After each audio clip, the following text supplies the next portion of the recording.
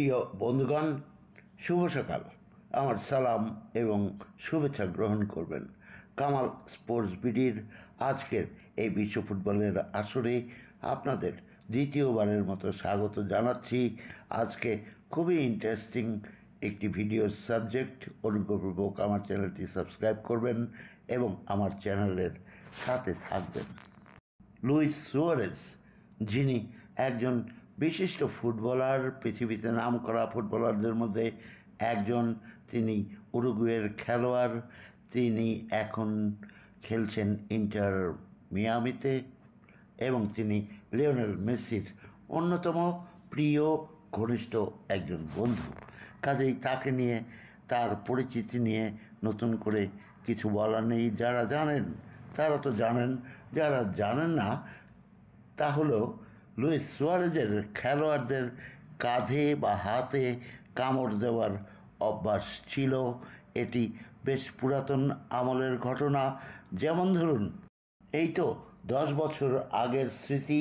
সেটি হলো 2014 সালের বিশ্বকাপে ইটালির জর্জিও চিয়েল্লিনিকে কামড়ে দিয়েছিলেন লুইস সুয়ারেজ কেন কামড় দেন সেটি কখনোই কোথাও থেকে আমি জানতে পারিনি। তবে তিনি হেরে গেলে বা বল নিয়ে দৌড় দিতে গেলে অথবা বাধাপ্রাপ্ত হলে তিনি এই কামড় দিয়ে থাকতেন। তিনি একবার কামড় দিয়েছিলেন যখন নেদারল্যান্ডসের লিগের আয়াক্স ক্লাবে তিনি খেলতেন। তখন তিনি 2010 সালেই ওটোমান বক্কলকে কামড় দিয়েছিলেন মাঠের মধ্যেই। সে কারণে তিনি 7 ম্যাচের জন্য নির্বাসিত হয়েছিলেন। এছাড়াও 2013 সালে লুইস সুয়ারেজ খেলতেন লিভারপুলে, আর সে সময় খেলার মাঠেই তিনি কামড়ে দিয়েছিলেন ব্লানিসলাভ ইভানোভিচকে। সেবার 10 ম্যাচের জন্য নির্বাসিত হয়েছিলেন লুইস সুয়ারেজ। ব্যাপারগুলো তখনও এত ক্যামেরার কারুকার্য না থাকলেও প্রমাণিত হয়ে গিয়েছিল যে লুইস সুয়ারেজ ওই খেলোয়াড় ব্লানিসলাভ ইভানোভিচকে কামড় দিয়েছিলেন। ভাবছেন সে তো পুরাতন কথা, এই কথাগুলি নিয়ে আবার নতুন করে বলার কি প্রয়োজন আছে? প্রয়োজন যে কোথায় সেটি বলছি এবারে। গত বৃহস্পতিবার কলম্বিয়ার বিপক্ষে কোপা আমেরিকার সেমিফাইনালে হেরে গিয়েছে উরুগুয়ে। এই খেলার 66 মিনিটের সময় লুইস সুয়ারেজকে মাঠে নামিয়েছিলেন কোচ মার্সেলো বিয়েলসা। হেরে গেল উরুগুয়ে, খেলা শেষ। এবারে ফুটবলাররা একে অপরের সাথে হাত মেলাচ্ছিলেন। এই সময় কলম্বিয়ার এক ফুটবলারের ঘাড়ের কাছে মুখ নিয়ে যান সুয়ারেজ।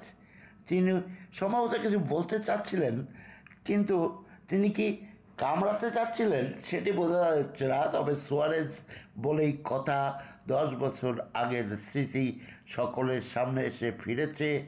আর একাধিকবার বিভিন্ন খেলোয়াড়কে কামড়ে দিয়ে বেশ নাম কিনেই রেখেছিলেন, শাস্তিও পেয়েছিলেন। এগুলো তো ফুটবলের ইতিহাসে লেখাই আছে। এখন লুইস সুয়ারেজ কোনো বিপদে পড়েন কিনা সেটাই দেখার বিষয়।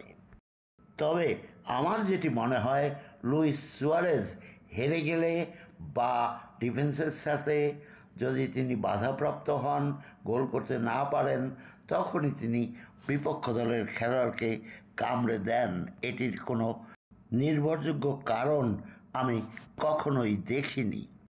লিওনেল মেসি ফক্স স্পোর্টসের সাথে একটি সাক্ষাৎকার দিয়েছেন, এরপরের ভিডিওতেই সেটি পাবেন। কামাল স্পোর্টস বিডির বিশ্ব ফুটবলের আসর থেকে আপনাদের রিকোয়েস্ট করছি আমার চ্যানেলটি সাবস্ক্রাইব করবেন এবং আমার সাথে থাকবেন। কামাল স্পোর্টস বিডির বিশ্ব ফুটবলের আসর থেকে আপনাদের জন্য অনেক শুভেচ্ছা।